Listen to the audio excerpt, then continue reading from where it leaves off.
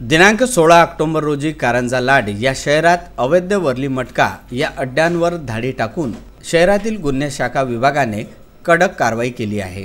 कारंजा लाड शहरातील गांधी चौक येथे अवैध वर्ली मटक्याचा अड्डा चालत होता। याची गोपनीय माहिती मिळताच वाशिम गुन्हे शाखेच्या पथकाने कारवाई केली।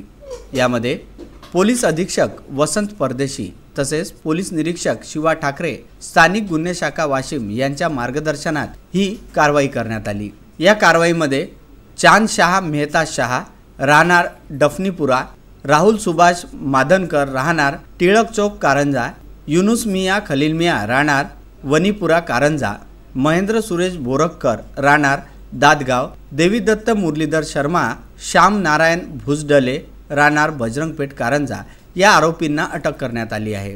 या कारवाईमध्ये जुगार साहित्य व नगदी 6350 असा मुद्देमाल पोलिसांनी जप्त केला आहे। विदर्भ न्यूज करिता कारंजा लाडवरून अक्षय लोटे यांचा हा वृत्तांत।